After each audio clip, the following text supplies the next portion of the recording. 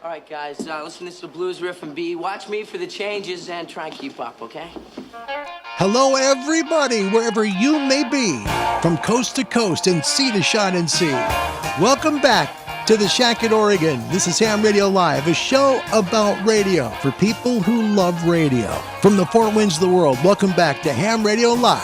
Way down in Louisiana, down in New Orleans, way back up in the woods among the evergreens, there stood a log cabin made of earth and wood, where lived a country boy named Johnny B. Good, who never ever learned to read or write so well. He could play the guitar just like he's ringing a bell. Go, go, go, Johnny, go, go.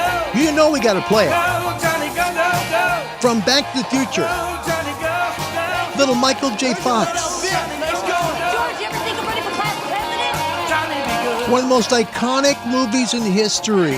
What a great portion of that video. And this is the entire cut, including the phone call, alleged, from Marvin Berry to his cousin Chuck.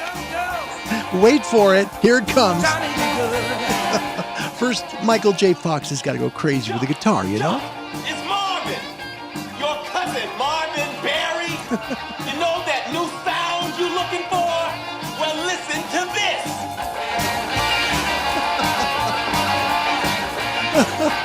From the four corners of the world, wherever you may be, welcome back to Ham Radio Live. Away we go. Hi, everybody. Welcome to the show. Had to play the whole thing. Had to.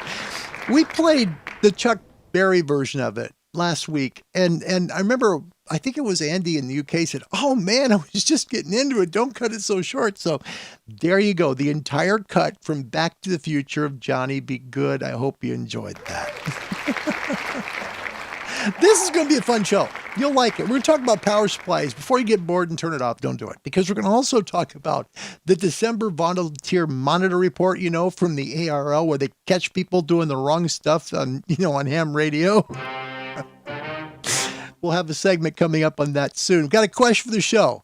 If you could change something about new designed ham radios, okay, you get a chance now to be the engineer, right? Okay. What would you like to see changed or upgraded? Okay, so new ham radio, you have the opportunity to say, okay, this radio is going to have this. What would it be? Let me know in the comment section. We'll make sure and add to the show. Whole idea is to help you get an amateur radio. Contact someone like the American Radio Relay League at www.arl.org. Hit the Contact Us bar. Let them know where you're located. They're going to find a ham radio club close to you, and it'll help you get licensed as well as get on the air. There's a first part. You'll get past your license exams, but you learn ham radio once you find, you know, to start using it. Once you start using it, then you really learn ham radio. If you'd like to contact the show, please reach me at cqhamradiolive@gmail.com. The WRMI show, the CQ Calling Show, which is powered by ICOM. ICOM for the love of ham radio, coming to Hawaii, South Pacific, Australia, New Zealand. It's coming overnight, really, 0815 UTC on 7730 kilohertz. So if you want to listen on an SDR out of Hawaii, you'll hear the show. Europe, North Africa, and the Middle East get the show Thursday at 2015 UTC on 15770 kilohertz. Friday as well at 2115 UTC on 7780 kilohertz. North America gets CQ Calling Thursday is at 7:30 p.m. Eastern on 9395 kilohertz. Caribbean, Central, and South America, Thursday, 8:15 Eastern on 9955. Also, that show is simulcast on the WRMI internet stream at www.wrmi.net. If you want to email that part of the show, the shortwave part, get on the mailbag segment, reach me at WRMI, CQ Calling at gmail.com. Hams helping hams. You got some gear lying around, maybe a tuner, a radio, an antenna, something you can help somebody else out with. Maybe it's a power supply, some coax, something like that. I know of a ham in the U.S. looking for a modest rig. If you got something lying around you're not using, you could help somebody out with it. Also, someone looking for an antenna tuner. And you know what? They're both on disability income, so you can really help somebody out. Reach me at cqhamradiolive@gmail.com. That's cqhamradiolive@gmail.com. If you have some gear you can lend us, not lend, but give to someone, I'll connect you with the person who needs it. Or if you're someone that needs gear, reach me there as well. cqhamradiolive@gmail.com. All right, let's get final to your comments. Man, oh man, took a while to get there. I'm very sorry. Nicholas Hopkins, first one in the shack. That means he gets the Roadrunner every time, right?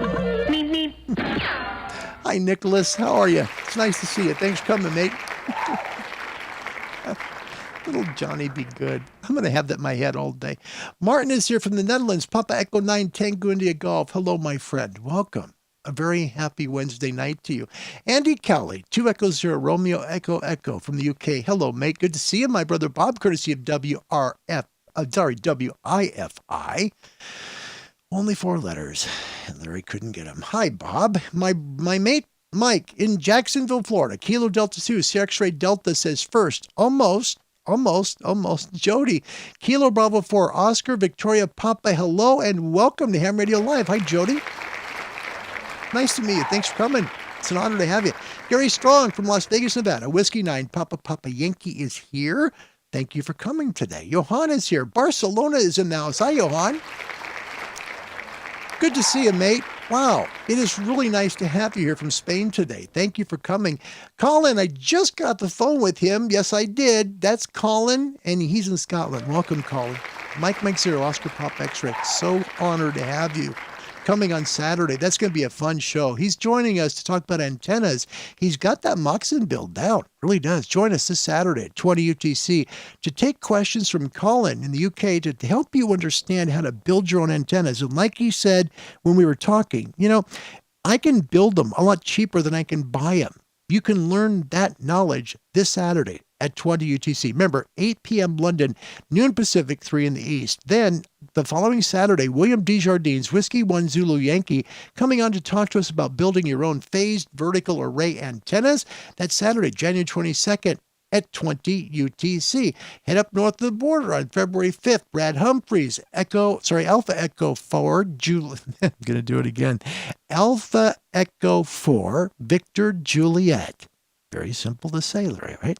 He's going to teach us how to work FT8. Had a lot of folks here talking about wanting to work digital modes in 2022. Brad's kind enough to help us out, and we thank him for that.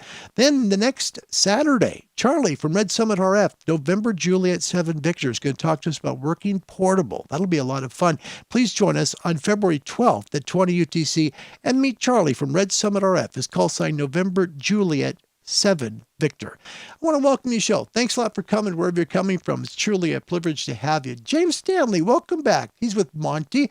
Mike 7 Bravo X-Ray Tango plus Monty's call signs Mike 7 Bravo X-Ray Tango /K9. Thank you for coming. That was fun. It was fun to do that. Cliff Bolts from Virginia. Hi, Cliff. Whiskey Delta 4, Oscar Bravo Papa. Mike is here. Kilo 4, Mike Juliet Victoria, all the way from Virginia. Mike, thank you for being here. Thank you. Martin from the Netherlands, his idea for upgrading a radio. Okay, he's got the engineering to be able to do it, right? Make the call for the company. He says he'd like to see D-Star on an IC 7300.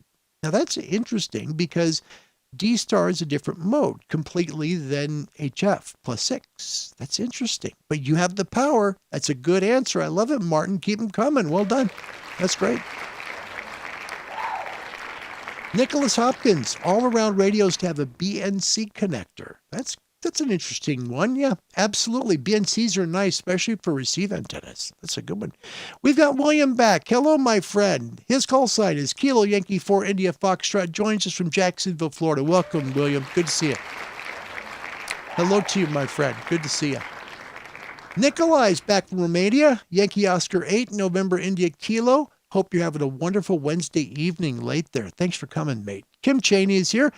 Look at this. This is wonderful. Kilo Oscar 4 India Papa India. Second timer, Kim. I'm still going to give you some applause. Thanks for coming back. It's nice to have you. William says, Larry, the first thing is running gag with Andy. It's a running gag with Andy Cowley. Okay, there you go. And yeah, he's asking if Mike got back to Jacksonville. Mike, Kilo Delta 4, Sierra X-Ray Delta, went up to New York City for the holidays, and he's back now in Jacksonville. So he's a Jacksonville guy asking, hey, are you back, mate? Will Myers, State of Wisconsin, Kilo Alpha 8 Golf India. Mike, welcome. My goodness, my friend. Good to have you part of the show. Glenn Stevenson, that's continent number 3 from Australia. Welcome, mate. And bless his heart. He says, hope it's not too cold over there.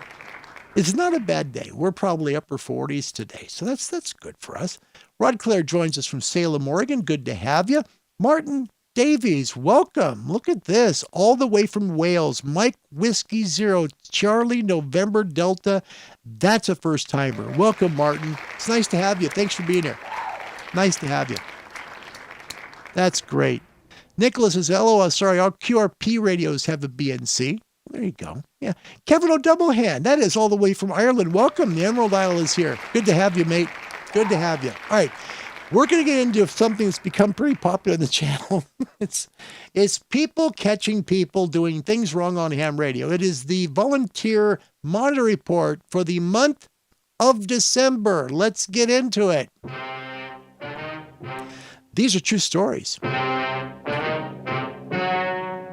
Ladies and gentlemen, the story you are about to see is true. The names have been changed to protect the innocent. The Volunteer Monitor Program is a joint initiative between the ARRL and the Federal Communications Commission to enhance compliance in the amateur radio service. This is the December 2021 activity report of the Volunteer Monitor Program.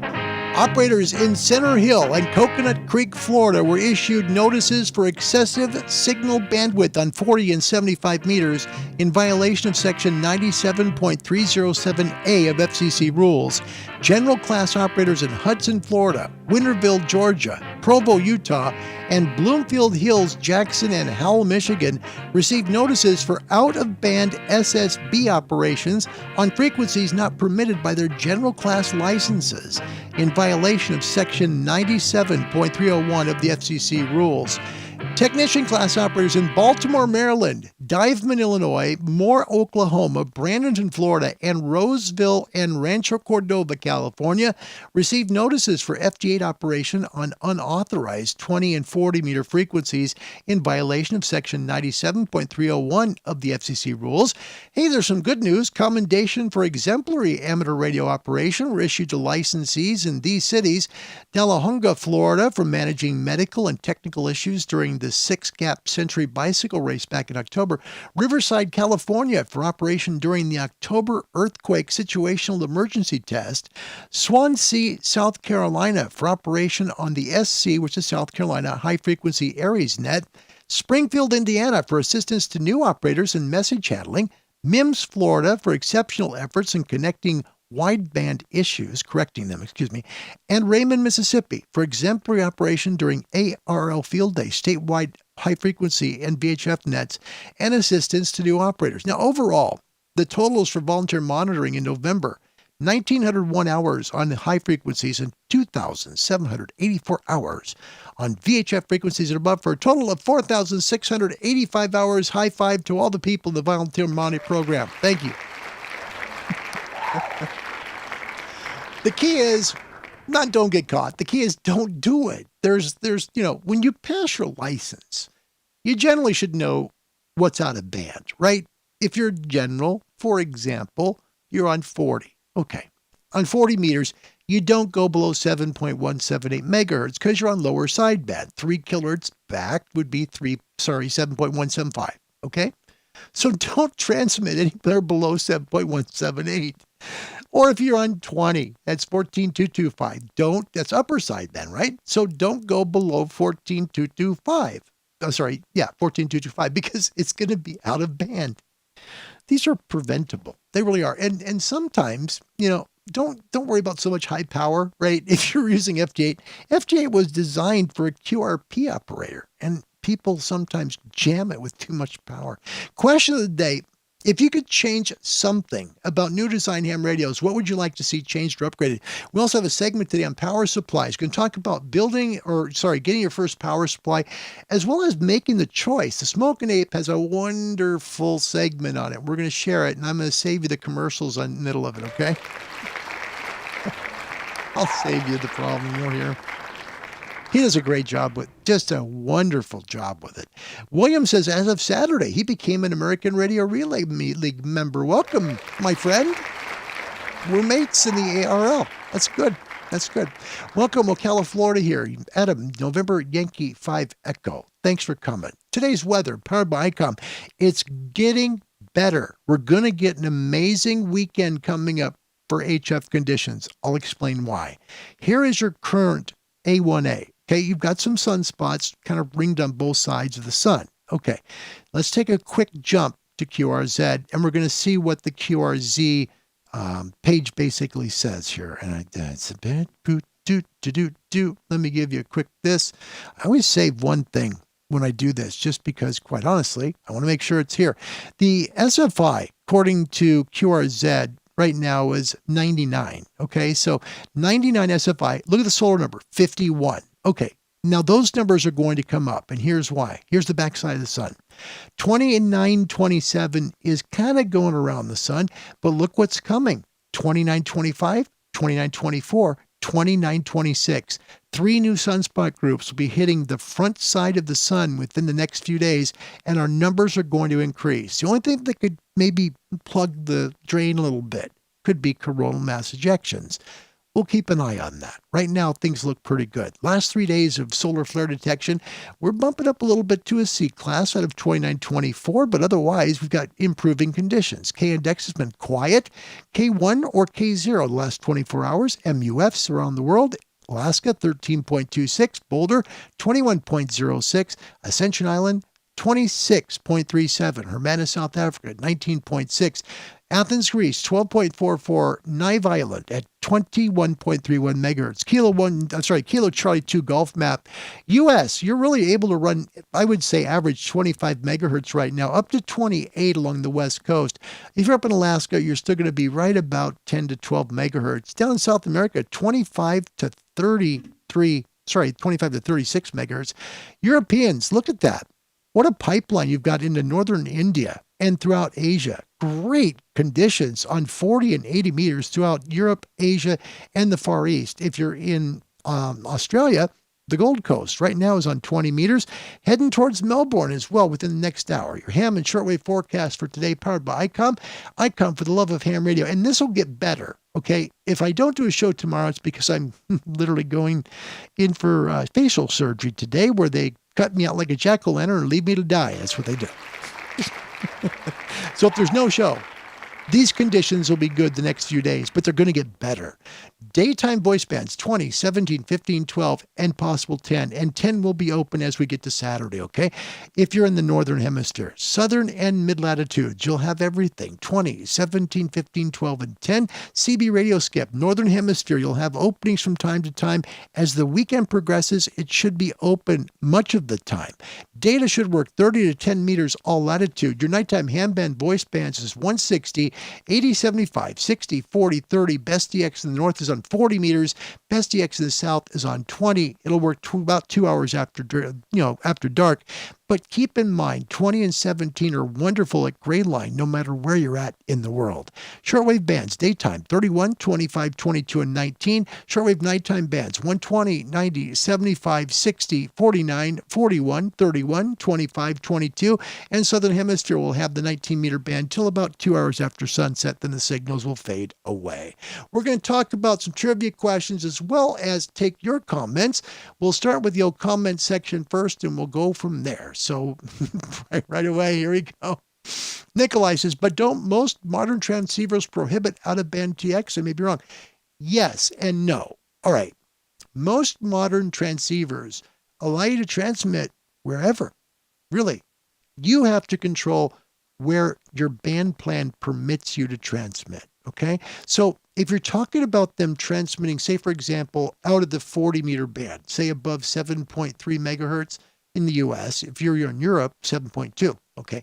Say you're in Europe and 7.2 is the band plan limit. Your radio should stop transmitting at 7.2. All right. But the problem is different license classes, Nikolai, allow you to only transmit in certain places within different meter bands. Know the limit of where you're at within that meter band and don't break it. Okay. So if you're, for example, let's say your lower limit on 40 meters as a licensee in Romania, let's say it's 7.150, just as an example. Okay, I don't think it is, but just example. You don't want to transmit below 7.173 because you're using lower sideband and you're going 3 down. So know the limit where you're at in Romania of where you can transmit. Then follow the rules. Pretty simple stuff, but a great question. Yes, and the Smokin' Ape is coming to the show. Ron Clare loves this Willamette Valley Mesh Network. This thing's like a big deal to him. He loves this thing. 204 nodes on the Willamette Valley Mesh Network right now. He loves his mesh network.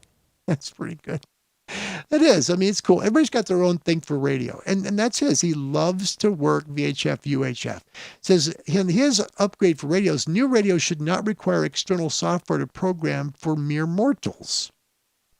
Interesting. Okay, interesting.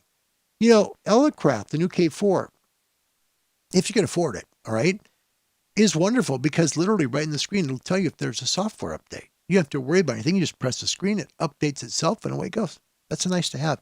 And probably something that most radios should have as well. So that's why. Kjell, welcome from Norway. Good to see you, man. He says, Rod, I agree. And if you have to use software, it should support all major operating systems, Windows, Macs, and Linux. Kjell, that's a good point. Yeah, I would agree. That's a good thing. And Nicholas, thank you. Yeah, you know, here's the thing that'll be interesting about this. You can see, of course, the Band-Aid right here. I haven't been able to wear headphones without a Band-Aid now for about a month and a half. And today they go in and cut that area. So I'm not sure if you'll see my face on the upcoming shows for a little while, but we'll find a way to produce the shows and maybe just don't see me for a few days. We'll see. We'll see. And thanks, William. That's nice of you. Thank you guys. You're very, very kind. I mean that. Thank you for saying all that. You know, wear your sunscreen. If you're young, please wear your sunscreen and don't go through all this garbage because it's crummy. It's just awful. I had to yesterday. This is a true story. I get this call. It comes from El Salvador. I kid you not. It's a medical company saying, could you please send a picture to this company regarding your upcoming appointment? And I'm like, what? Who is this? So I call my dermatologist. He said, El Salvador, what are you talking about? We don't do that. We've never heard of that before. Why are you no, it's not from us. So then I call the facial reconstruction people who have to rebuild my nose because of skin cancer issues. All right. And they say, oh yeah, that's us. No. Thanks. Brilliant. El Salvador. We're calling to verify your appointment. Could you please send a picture of your nose to us so we can have everything ready for your surgery? Please. VK Radio Ham, hello, mate. Victor Kilo 3 Golf Echo Kilo. It's so nice to have you. Thank you very, very much. Hey, Martin Parnell, he's new, and that's a first-timer. Welcome, Martin. Welcome to Ham Radio Live. Nice to meet you. He says some radios will allow you to set custom out-of-band limits. So, say if you're a general class, you can set your band limits to help keep you in your band areas. That is the comment of the show. Yes. Read your instruction manual on your rig, okay? If you can set your band limits so you don't go out of band automatically, do it, because it'll protect you. It won't transmit when you shouldn't be transmitting at a frequency you shouldn't be transmitting at. If you don't have that feature, have right in front of your radio, have a band plan map of where you know you can transmit and can't transmit. If you keep track of that, you're not going to have a problem on the HF bands. You'll know where you can transmit and can't transmit. So again, Martin, great comment. Marvin, great comment. Thank you for doing that. It's really nice. Welcome, Tom, all the way from Bahrain. My goodness, come up on midnight your time. 11 p.m. The clock says so. Alpha 92 Golf Whiskey. Tom, welcome. First of two trivia questions. Here we go. Which of the following HF bands is considered the most reliable to provide year-round intercontinental communications? Okay, remember, we're talking HF bands. We're talking about using the ionosphere, okay? Is it A, 160 meters, B, 80 meters, C, 20 meters, or D, 10 meters? A, B, C, or D? We have right now North America with 40.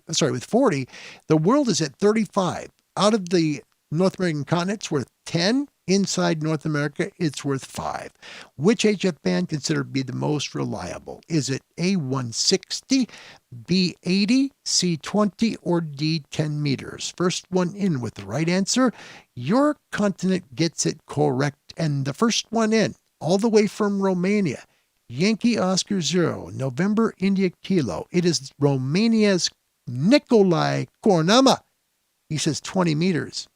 And he got it right. Look at that. Brand new ham. Brand new ham. All right, now it is 45 to 40. The world is leading. Congratulations. Yeah, it is 20. And the reason for it is because of the way the ionosphere works, okay? The ionosphere will attenuate signals that are about 7 megahertz or less. Okay, so that knocks 40 meters away. Plus, you can have, coronal mass ejections that can really mess up the HF conditions. So you don't work with 40. 40 won't work. 20 meters, however, gets through the D layer. That's where it really begins. That's why 20 meters is the least affected by not only coronal mass ejections, but also other conditions. 20, your most reliable band in the HF bands. Next question. Is transmitting a picture, listen carefully, is transmitting a picture of sheet music against FCC Part 97 rules? Okay? Now think about the question. Is transmitting a simple picture of sheet music against FCC Part 97 rules? A, yes. B, no. Please let me know your answer, and we'll let you know who gets it right. Also, from the last question, they piled in. Nicholas Hopkins got it right with C. So did Adam in Florida. Mike in Jacksonville got C. Andy Cowley had B. Cliff Bolts had C. Will Myers out of the state of Wisconsin was C. Kevin O'Doublehand out of the Emerald Isle of Ireland had C. William in Jacksonville had C. Dan Piat, welcome, first timer. Thanks for coming. He had C. Jody, Kilo Bravo 4, Oscar Victoria Papa had C. Kel had C. And we got Skeeter who joined us. Kilo 7, Tango Romeo Delta. Welcome. Good to see you. Martin Davies also had C. Said 20 meters correct.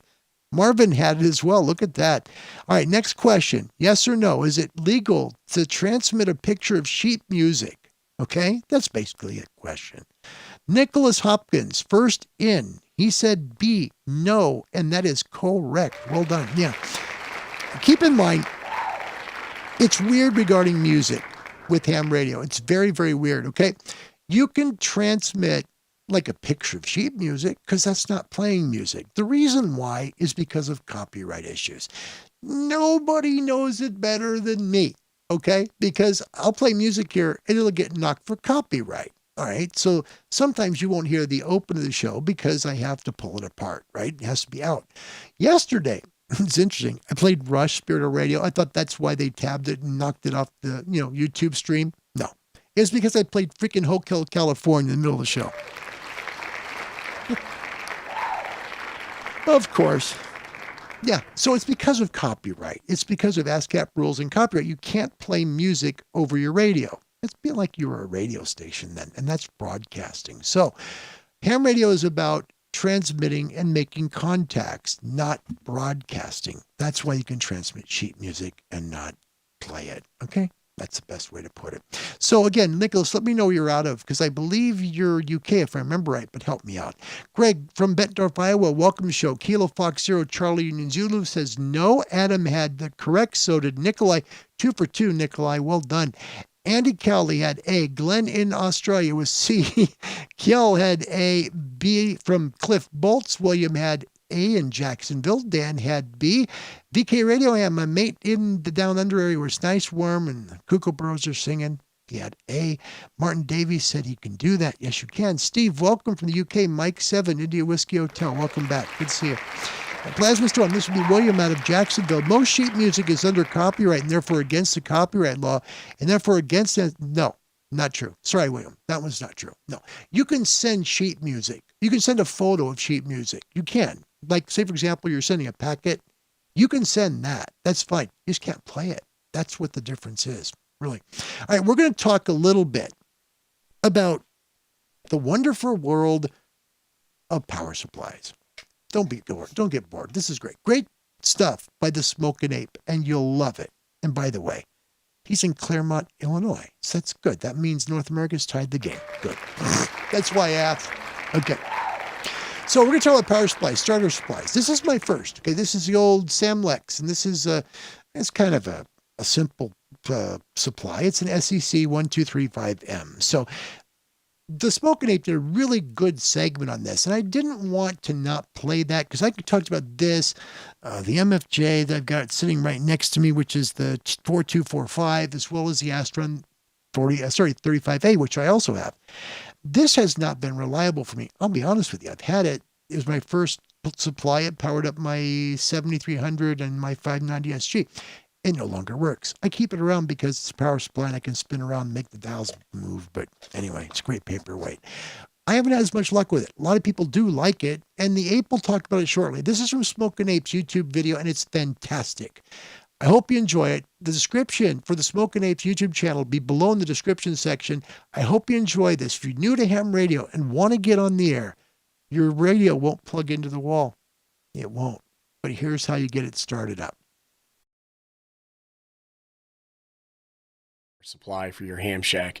This video is really targeted to new hams or hams who are buying their first power supply.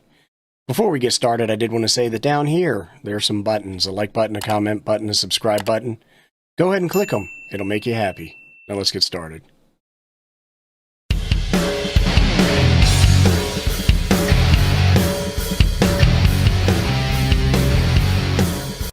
All right, so hopefully everybody made it back. What I have here is people ask, what do I need when we're talking about power supplies? And really the challenge is that new hams are hams building their first ham shack, which is a room full of equipment where you're going to spend countless hours. They're often faced with a dilemma of safely powering their equipment. And hams will often choose between batteries or power supplies for this task. Today, we are talking about power supplies. So you may be asking yourself, what is a power supply? And what a power supply is, it's an electronic device that converts AC power to DC power, so alternating current to DC current, and it delivers amperage to your radio equipment. Most importantly, it maintains consistent voltage under load, typically 13.8. So radio equipment is designed to operate at a certain voltage, and then it has a variance, so it'll say 13.8 volts plus or minus 15%. So that means you can go 15% higher, 15% lower. But what's really important here is that when you use your radio, when you're keying up and you're talking, especially on modes like single sideband, the power draw that your radio is doing from your power supply fluctuates. It goes up and down, up and down, up and down. And with lower quality batteries, lower quality power supplies, or power supplies that aren't even designed for ham radio, one of the challenges the hams have is that power supply, the voltage, the output voltage will fluctuate as current is drawn from the equipment as it's placed under load. And when this happens, you put your radio gear at risk.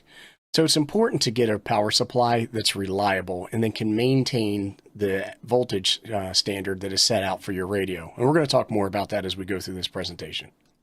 Now, you can go really deep on this conversation when you talk about linear power supplies and switching power supplies. When you go looking for a power supply, you're going to see linear and you're going to see switching. Linear power supplies were more popular back in the olden days. I probably shouldn't say back in the olden days, but they were more popular earlier on in ham radio than they are now. Most folks that I know are using switching power supplies. Now, I'm sure somebody's going to come along and say, Ape, I've been using linear power supplies for 35 years and I'll use nothing else. And that's fantastic. I'd love to hear all about it down below. And I'm not going to get too deep into the differences, the technical differences between these two, but we are going to talk about some generalizations. It'll help you make your choice. So when you talk about linear power supplies, basically they use a large transformer that converts AC to DC. As a result of this, linear amplifiers tend to be larger and heavier, so they're kind of big and bulky. What's nice about linear amplifiers is they're RF quiet, meaning they don't produce a lot of noise that could cause interference when you're operating your radio. They are less efficient and they are harder to cool. Those transformers heat up and they get warm. And then so you lose some of your energy. Not the energy being delivered to your radio, but you're losing energy that's being consumed by your power supply. And generally speaking, they're more expensive. And when you take a look at switching power supplies, and almost everybody I know uses switching power supplies, and that's what I use. I'm on my second switching power supply. The first one I had for 5 years, and only replaced it because I got a demo unit. Switching power supplies, they include an oscillator that converts your AC current to DC current. These things are smaller and lighter, and they can be quite small. But the drawback is that oscillator generates RF noise. So when you talk about RF noise as being generated by your power supply, it can be present on some or many frequencies or in the bands that you're planning to operate. And that can cause a little bit of frustration for hams. Now, there's RFI suppression techniques that you can use. People will put toroids or chokes on the power supply line that actually delivers your current to your radio. They'll put choking devices on the power cord where you plug your power supply into your 110 or your 220 electrical outlet. So there's things that you can do, and then some power supplies, and we're going to talk more about this when we talk about features, actually come with an adjustment that will change the frequency being generated by that oscillator, and you can do that to move that noise from the band that you're currently operating on. These are more efficient than the linear power supplies, and they're easier to cool. Although one of the things that you hear a lot of folks talk about is that sometimes these things will have loud fans in them. So you want to kind of read reviews when you're buying a power supply for one that is a little bit more quiet if that's something that kind of bothers you. And they're generally less expensive than a linear power supply. So we touched on some of these earlier in the presentation, and I want to talk about features that may or may not be important to you. The first one I have is adjustable input voltage.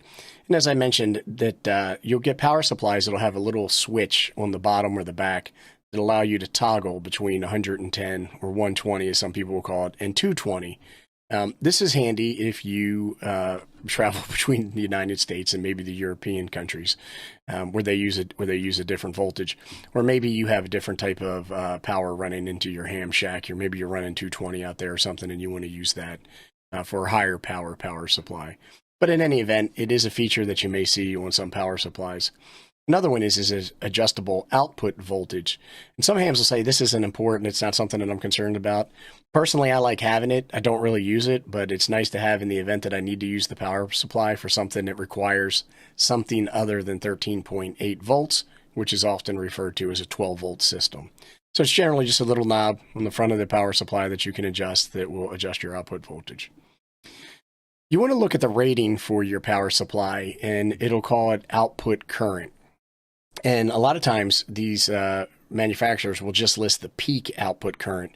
So you may have a power supply that says rated at 25 amps, but really only consistently at a continuous level delivers 20 amps. But it says on the box 25. Maybe you need 23 for your radio. You buy this, and now you have a problem. So pay particular attention to continuous voltage ratings and peak current ratings and continuous current ratings. The other thing I wanted to mention for folks that do not know is that current is drawn from your power supply. It's not pushed. So if you have a 25 amp power supply, that doesn't mean that that's being pushed to your radio all the time. It means up to that can be pulled by your radio when the radio requires it. Plenty of hams are like, I don't need a meter on my power supply. I'm a meter nerd. I like to have meters, so I want to look at my power supply, and I want to be able to see what current is being consumed by my radio equipment, and I want to be able to see what voltage is being delivered. You can have either analog or digital displays, and we'll look at some examples. The next one is connection types, and this may or may not be important to you as well. Some use banana jacks, some use spade terminal connectors, some use these connectors where you just push down on a little spring-loaded switch and stick a wire in there. But my favorite ones use Anderson power poles. I use Anderson power poles on all my equipment. If you're unfamiliar with Anderson power poles, I've got a video all about it. You should check it out after this video. The last thing is the noise adjustment that we talked about earlier. And as I mentioned, on some switching power supplies that generate RF noise, you will see a knob that you can use to move the noise from the frequency that you may be using on your ham radio to a different frequency to reduce that interference. So a common question comes up and says, well, what do these things cost? And I would estimate that if you're looking for a decent power supply that's going to give you 20 to 25 amps of current, you're going to be spending around $150. That's what I would look at for a budget. But what I wanted to illustrate here is a conversation around price versus quality. Now, a lot of people say, well, you get what you pay for. And that's true in radio like it is with everything else. But what I wanted to say is that if you buy a $300 power supply, that doesn't mean it's necessarily twice as good as a $150 power supply or 3 times as good as a $100 power supply. It is an exponential chart that we use to explain this. And the more you spend, the less quality you get as you move further up the scale. So the difference between a $75 power supply and a $150 power supply is greater when you go double the cost than if you go from $150 to $300. If you have opinions on the matter that differ, go ahead and post them below. I'd love to hear about it. The folks will say, well, what do I need? I don't really know what I need. And what I would say, the first thing that you need to do is you need to make sure that you're buying a power supply that fits your budget. Don't go hog wild and spend a bunch of money on a power supply that will impact your ability to buy other gear that you may need or want. The other one is that you have to make sure that your power supply meets your power requirements.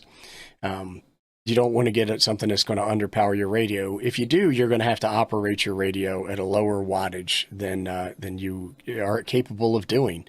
And that's going to be a frustrating experience. You also want to make sure that your radio meets your functional requirements. And I'll put this a little bit further down on the list because you may say, I want to have dual digital meters. And then when you start to look at the price of some of these power supplies, you may say, well, the dual digital meters don't really fit my budget, so maybe I'll compromise and I'll get a single analog meter. That kind of thing. The other one is that you want to try to pad in some capability on this power supply to facilitate future growth. So anybody who's been a ham for a little while will tell you that they have more gear now than they originally thought that they were going to have when they became a ham. So what you don't want to do is end up with a shelf full of power supplies because you bought a smaller, 5 or 10 amp power supply to work with your 25 watt dual band radio. And then now you're looking at stepping into a 100 watt HF radio. Now you're going to have to buy another power supply. It's pretty cost effective to go ahead and just look at around the 25 amp power supply when you start off, pay the $150, then maybe buy a $100 power supply and then have to go and buy the $150 power supply a year or 18 months later. So when picking out your power supply, it's really important for you to check the user manual for the equipment that you're going to be using. So this is an excerpt from the IC 7300 manual, and it shows you how to connect your power supply. And it also talks a little bit about your power requirements. So here it says, up here in the upper left-hand corner, DC, so we talked about direct current, 13.8 volts, capacity at least 21 amps. So now knowing those specifications and how this connects, it'll help me determine what I need from a power standpoint, but also what I need from a feature standpoint or connector standpoint to make this as seamless and easy as possible. Okay, so we're going to continue that video in a moment. Before we do, we have some very important news that I want to share with everybody, okay? We just got news from the UK. Ladies and gentlemen, Andy New, former shortwave listener DX guy, Mike Alpha 3007 SWL, has passed his ham radio foundation license. Welcome to Ham Radio, Andy New. Welcome, mate. Good to see you. Congrats, mate. You did it. You did it. And this is the ham radio community. For people that may not know what the ham radio community is like, look at this. Here's Steve from the UK. Nice one, Andy New. From William in Jacksonville, Florida. Woohoo, you did it. Way to go, Andy New. Okay. Steve in the UK, same thing. Rod from Oregon says the same thing. We've got Andy, 2 Echo 0, Romeo Echo Echo. Congrats. From Norway, congratulations. And all the way from Romania. Congratulations, Andy New, brand new ham. We're honored you're here. Thank you. Congratulations, Andy. I knew you could do it. I knew you could do it. Congrats, mate. All right. One of the things that my friend, the Smoking Ape, talked about was Anderson power poles. And we're going to show you real quick. If you haven't ever seen them, they look like this. They simply just clip on. There is a male section that flips into these and they just have connection. Okay. What if you're using a battery? Okay. You just want to use a battery. You don't want to buy a power supply because this gives you the opportunity to take your rig portable too, right? Recharge it, take it to the park, use it at home. Same thing. You don't need a power supply. You simply plug it right into the battery and it will work brilliantly for you. But if you want to get a power supply, one of the things that Smoking Ape will talk about now is a few different power supplies that you can select from. We'll finish the video now, save the commercial, and here's the rest of it from one of the best people there is on YouTube, the Smoking Ape. Now here's an excerpt from the Yaesu FT M400 DR user manual. And you're going to have to look at your manual, and you're going to probably have to look in a couple of different places. But here at the bottom of this chart, you can see that it shows your current consumption as an approximation. And then you can see on TX, which is transmission or broadcasting, as some folks call it, that you're going to go all the way up to 10.3 amps when you are on the 440 band operating digitally. So then you would look to get probably somewhere around a 15 amp power supply. Hopefully that clears it up a little bit for folks. always check your user manual. I'm not trying to be one of these people who's like RTFM, son, RTFM. But the manual's there for a reason, and it provides really good info. So here are some examples of power supplies that I just wanted to talk through. This is a very popular power supply, the Samlex Power. It's a SEC 12, which is 12 volt, 35M. So I'm going to assume that 35M is for 35 peak current delivery. And the reason I'm showing you this one is this is an example of dual analog meters. You can see the amp meter and the volt meter, and they are analog, and there's a power switch on the front. Very simple, basic, clean power supply. Now, this is a Tech Power TP30 SWI. The reason I'm showing you this one is it combines your volt and your amp meter, ammeter, I don't know exactly how you say that, into a single meter, and there's a switch to toggle between the both. Also, you can see on the upper right-hand corner of this power supply, there's that noise offset that we discussed earlier, along with some power poles below that to make it easy to connect your radio equipment. I don't own this power supply, but I like it. Now, here's a little bit of a cheaper example. This is a 4.5 amp power supply, so you would use this in really lower powered radio scenarios. But the reason I'm showing you this one is it actually has 2 USB ports on the front of it. USB ports are another feature that I did not talk about that may be important to you or important in your ham shack. It also uses what people refer to as a cigarette lighter plug, because the cigarette lighters used to be in plugs like that in cars in the United States. And then last, here's another Tech Power, and the reason I'm showing you this one is it has the DC outlet or the cigarette lighter plug. This is a 10 amp power supply, and it has a single meter with dual display in a digital format, which is pretty cool. It also has a voltage adjusting knob and a noise offset knob. So there's a lot of choices out there that make buying a power supply kind of confusing. I'm hoping that this video helps. If you have any questions, comments, suggestions, or recommendations, go ahead and post them below. And I want to say thanks to everybody for watching. I really appreciate it. And the thing is he means that. You know, that's what I love about the Smokin' Ape. He's very sincere. So if you've never seen his stuff, please go and click on YouTube's magnifying lens, the Smokin' Ape. You'll be impressed. He does amazing work. Thanks, mate. Great work on power supplies. Good job. Good job. That was good done. Well done. Well done. Want to welcome all the way from the German frontier. We have Gunter DK50NV. Thank you for coming. Good to see you, mate. Very happy Wednesday evening to you there in Germany. Thanks for coming. And Rod Clare, I guess I left a power pole, an Anderson power pole supply connector with him for field day when we worked it this past year. That was a fun day. Had a good time. We escaped the heat too. It was like 106 degrees here, which is very uncommonly hot. And we were at the beach where it was nice and cold. We were smart. Kevin O'Doublehan, ye will love the challenge of getting those rare DX and also making new friends, Andy. Yes, 100%. Welcome again, Andy New to Ham Radio, Foundation licensing in the UK. Now the fun begins, mate.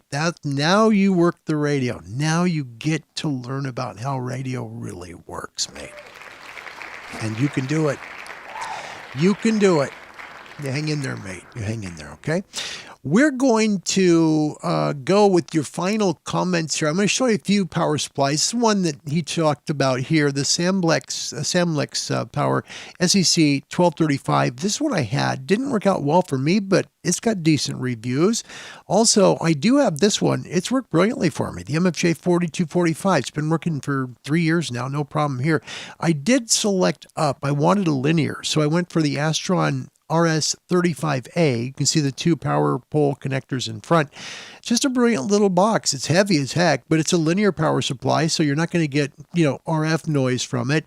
It just sits on the floor, and basically you just cut your cords to Anderson power connectors, plug them in, and away the thing goes. It's really been brilliant, and an excellently reviewed power supply as well. I mean, there's like 99 reviews on eHam, has a 4.8 rating. It's pretty high. Final question of the day for you. If you could change one thing, you're like the mad scientist of the radio company, right? Doesn't matter which radio company. But you get to change one thing about ham radio. What would you change? Now, I'm going to share what I would change, okay? If I had control to maybe be at a ham radio company, right? I know people love QRP. So you QRP people, do not go after me. I'm just saying what I like, okay? No! All right. I would go and try and make a radio 400 watts. How much more would you pay for that, right? Let's say, for example, you could get an ICOM 7640, okay, and it had 400 watts. That eliminates buying an amplifier. If you're in the UK, you have a max power rig. Would you pay maybe an extra, I don't know, what would it be, 2,000 pounds for that? Would you go an extra 2,000? US, would you go up to say, I don't know, if the radio was $4,500 then, would you do it? Well, some people might not. They may just go for like an Ameritron 811H, get 800 watts and be happy. But if it was in a box with 400 watts, I'd like that. I think it'd be a cool radio. I would. That's my change. So thought I would share that with you here, okay? And Astron, See the Queen. Yeah, I love that. I've loved mine. The best power supply is the one you don't have to mess around with because it just works. Yeah. Both the MFJ and the Astron have been great for me. So, folks, we're going to sign off the show with a wonderful radio sign-off from the past. This is kind of fun. Yesterday we did one, and I'm really sorry it got chopped. Even the beginning of the show got chopped. How that happened, I don't know. But the point is, the show yesterday talked about two stations that were forced off the air at the same time, 2 hours apart by FCC rule because they broke election laws. Today, we're just going to do a regular radio sign-off, and I hope you enjoy it. It's going to be a lot of fun to listen to. It's from the past, but it's part of our heritage, okay? Whole purpose of why we do these shows is to help you to get an amateur radio. Just like Andy New, who just passed his foundation license. If you've thought about getting your ham radio license, but you think it's too hard, you can do it. Contact someone like the Radio Society of Great Britain at www.rsgb.org. Hit the contact us bar. Let them know where you're located. And they will find a ham radio club close to you, wherever you are in the world. And you get to know that club. They'll help you learn to pass your test, help you get on the air. And that's when the fun begins, because you learn about ham radio, just like Andy New did. Now, Andy, next step, join the RSGB and become a member. It's worth it. 100% worth it, mate. All right. We're going to close the show now with a sign-off from WWBA Radio. This is an AM station that signed off there. It's an old one, but a rare one. Wherever you are in this world, God bless you. Hope you have a great day. I'll be back next show. Maybe not showing the face, but at least here in spirit and voice. Until then, thanks for watching Ham Radio Live, a show about radio for people who love radio. Goodbye, everybody.